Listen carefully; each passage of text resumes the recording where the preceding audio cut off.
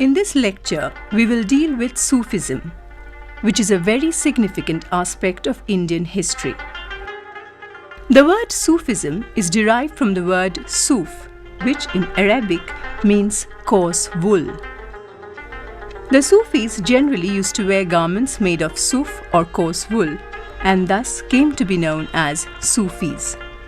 They were known as people who were free from worldly desires. These people did not practice the orthodox form of Islam but gave rise to a mystical tradition which emphasized on the exploration of spirituality within human beings.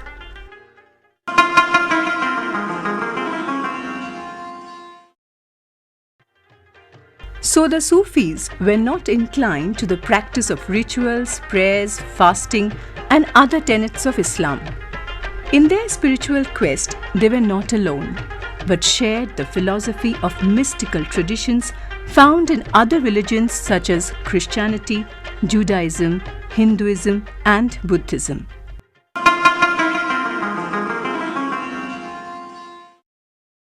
In order to experience the divine light in heart, this divine light includes the divine knowledge as well as the divine love.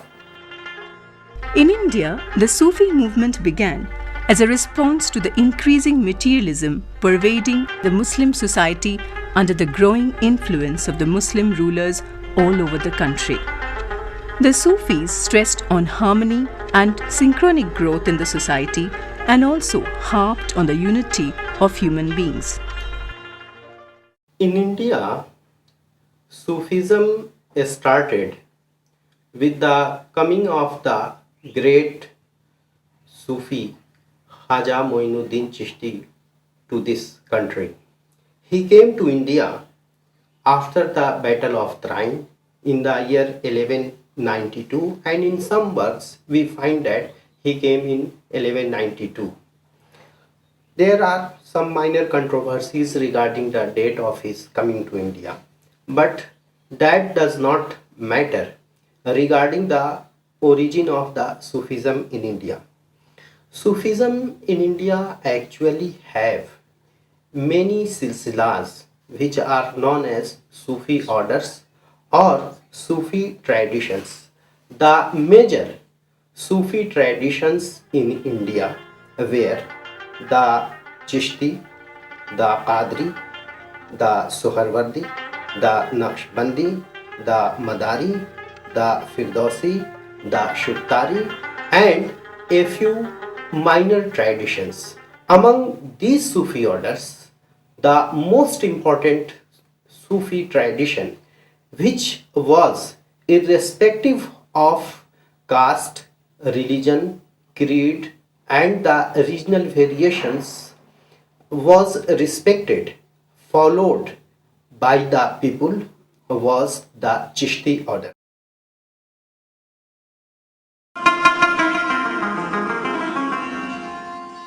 The Chishti Sufi tradition was started, as I said, by Khaja Moinuddin Chishti, who came to India in 1192 after the Battle of Train.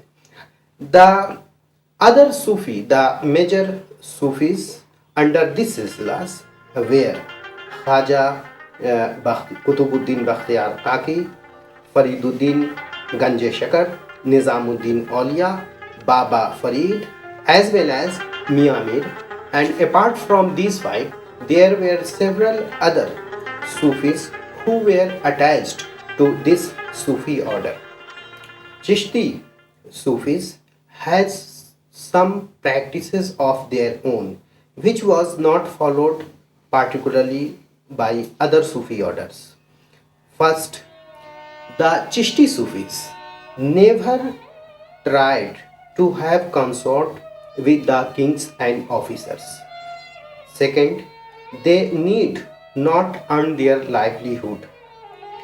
Futuh or willful or unasked charity which was given to them was the only source for their livelihood. The Chishti Sufis liked Sama or the devotional music. Their hospice or the khanqah was open for all the common man, poor or rich, and they could sit and dine with the Sufis.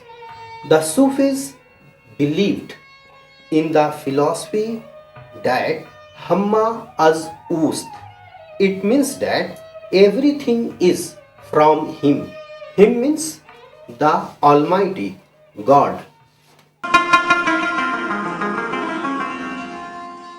The Qadri tradition of Sufism was founded by Abdul Qadir Jilani, who lived in Baghdad, the capital of present Iraq.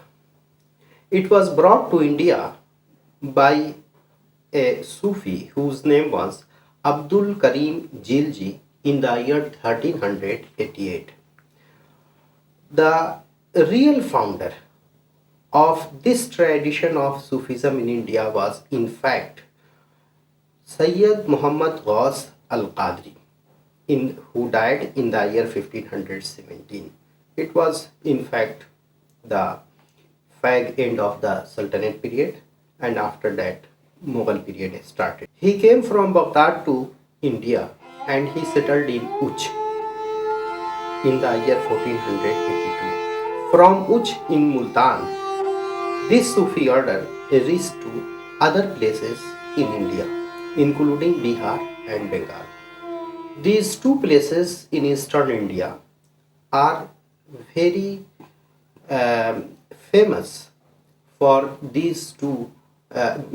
for this Sufi order, particularly the Qadri Silsila or the Qadri tradition.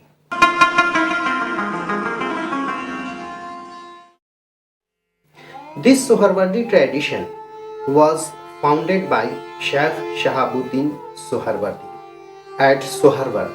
Suhraward is a place in Persia. It was brought to India by a Sufi whose name was Bahauddin Zakaria, Hamiduddin Nagaudi, Jalaluddin Tabrizi, and some others were the other prominent Sufis of this tradition. They maintained independent view regarding secular and religious problems in the society. They maintained very good relations with the kings and officials. They believed that this world and the attributes of this world, whatever had been created by God on this earth, they are for the use of the human being. Hence, why to lead a simple life? The things which God have given to us, they should enjoy these things. The fruits, the comfort of life, they should also be used by the Sufis like other persons use them.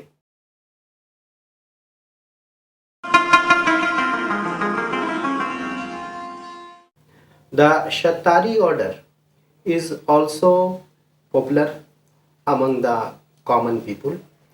The term Shattari has come out from the Arabic word Shatr. Shatr means to move very quickly. This Sufi order was founded by Shah Abdullah Shattari. The Shattari order believed in the practices which were very common to the Hindu practices in India. The Hindu yogis, their practices were very similar to the Shattari practices.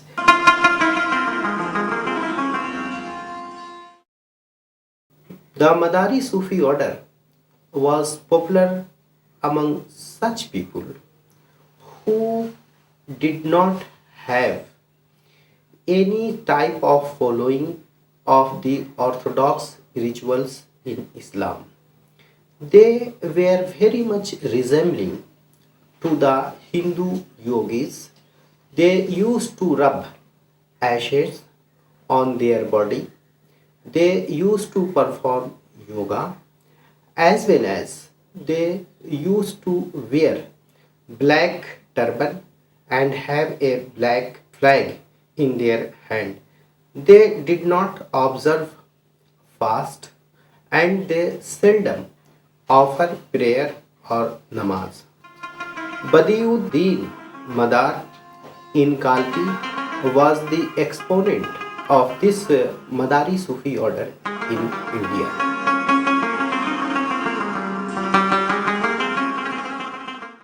The Naqshbandi Sufi order was founded by Khaja Bahauddin Bukhari. He was the Sufi who was the main exponent of this Sufi tradition, which became very popular in India, particularly during the Mughal period. Khaja Muhammad Baqi Billah was the person who brought this Sufi order to India. Khaja Baqi Billah died in the year 1603. In 1605, Akbar died. It means that the period of Baqi Billah was the period of Akbar. The other leading Sufis of this order were Sheikh Abdul Haq Dehlavi as well as Khaja Sheikh Ahmad Sarhindi. These two were also very famous. So far as this Naqshbandi Sufi order is concerned, it was very different from the other Sufi silsilas in India. They were different in the sense that they stressed on the orthodox interpretation and its application so far as the canons or the Sharia of Islam was concerned. And they propounded a new philosophy, a new concept that came to be known as Wahdatul Shahud. Wahdatul Shahud means the experience of the divine God in the heart on the basis of ecstasy. With the foundation of the Mughal rule, the Sufis and their tradition entered into a new phase. We find that during the Sultanate period, most of the kings were to great extent orthodox. Not a single ruler during the Sultanate period was as liberal as Akbar. But the Sufis during the Sultanate period were very liberal. They were having sympathy for the common man. They tried to harmonize the society. And the harmonious trend was established by them. Hence we see that on the one hand the rulers were orthodox and the Sufis were liberal. When the Mughal period came, this setup was changed. Now, particularly from the time of Akbar, because Babur did not have much time to settle or look into the things relating to the society or the other matters.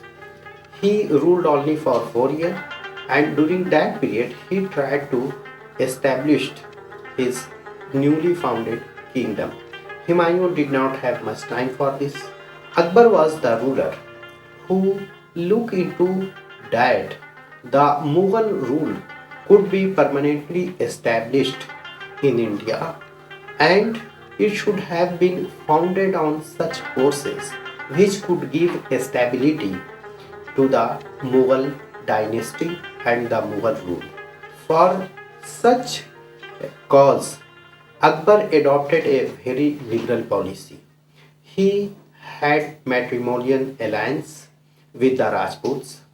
Akbar did not implement jizya. He abolished jizya. Pilgrim taxes were abolished, and a very liberal attitude was adopted by Akbar regarding all the caste, creed, and the religious traditions in India.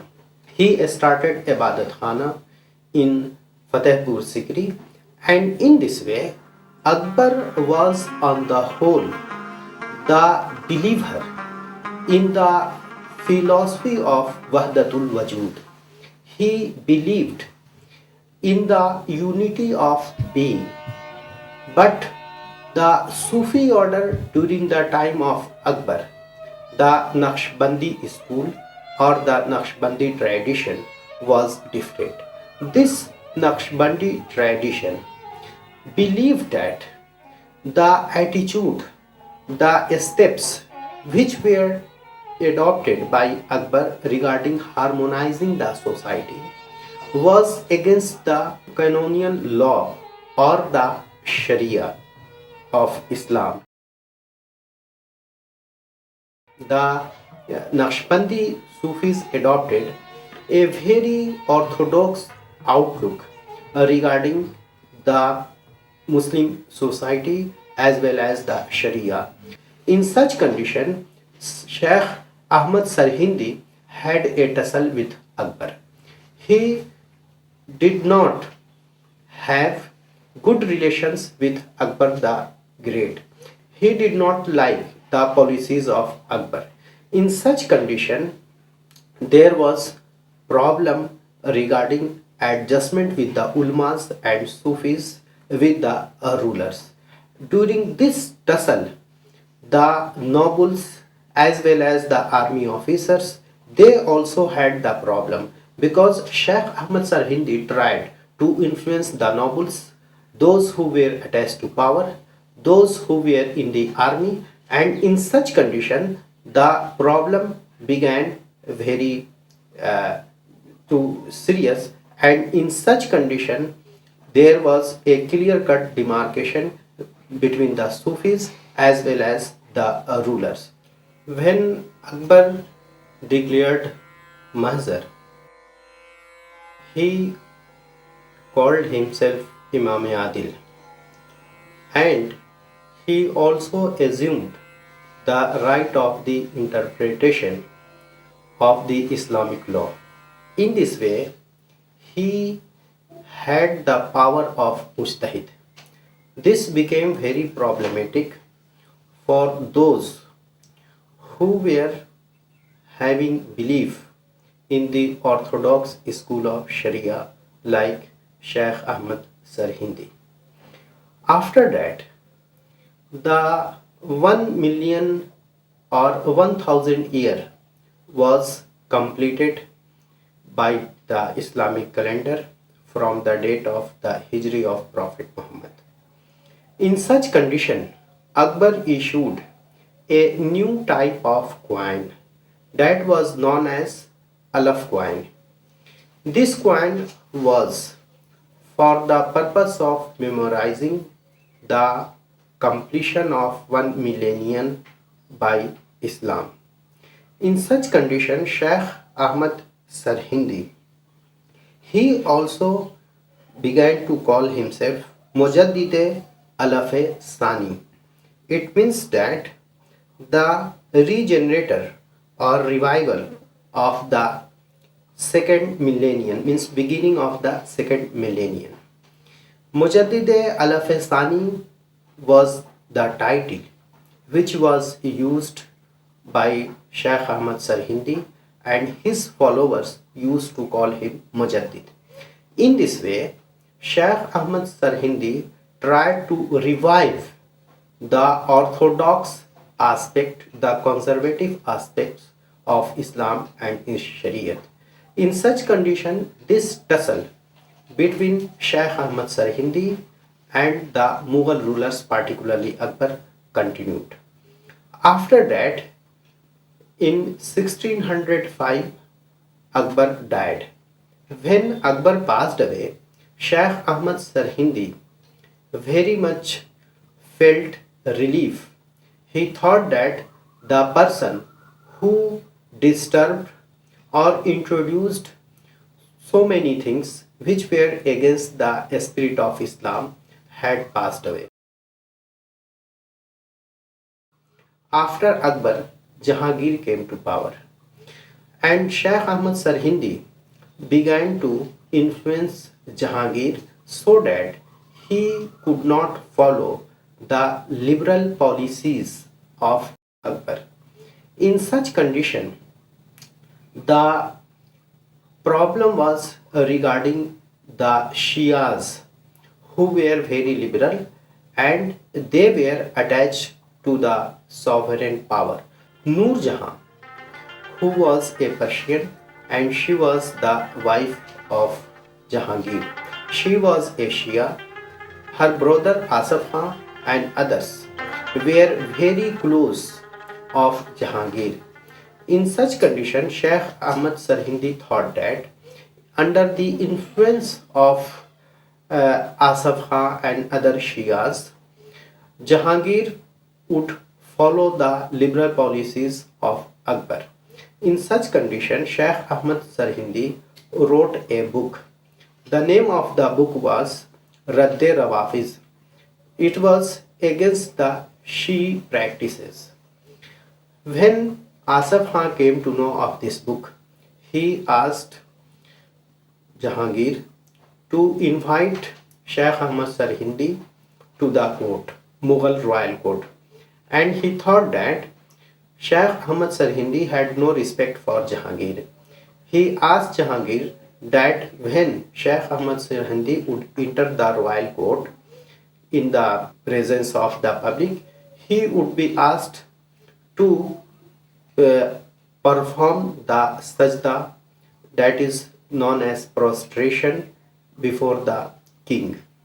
When Sheikh Ahmad Sarhindi entered the court, he was asked for performing prostration, that is in the honor of the royal king, but Sheikh Ahmad Sarhindi refused because he thought that such type of prostration was only for God and not for the kings or rulers.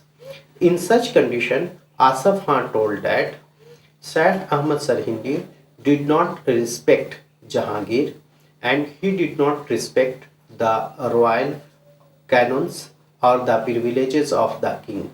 In such condition, Sheikh Ahmad Sarhindi was arrested.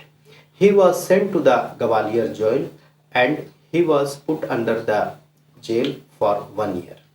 After 1 year, Sheikh Ahmad Sarhindi was released and Sheikh Ahmad Sarhindi again began to influence Jahangir. Later on, Jahangir gave respect to Sheikh Ahmad Sarhindi. He gave 1000 tanka to him and a robe of honor.